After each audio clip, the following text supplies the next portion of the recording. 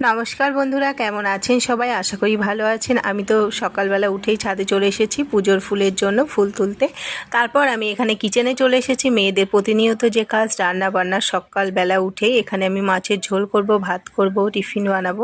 মাছের ঝোল আর একটা ভাজা করব। এখানে আমি আলু পটল দিয়ে মাছের ঝোল করছি, আর একটা ভাজা আর সবজিটা পরে আবার করব। এখন সকালে ভীষণ তাড়াহুড়ো, এদিকে টিফিন বানাচ্ছি, ডিম টোস্ট বানাচ্ছি আজকে টিফিনে। তো সবাইকে টিফিন খাবার এগুলো রেডি করে দিয়ে তারপর আবার ছেলেকে নিয়ে আমি স্কুলে যাব।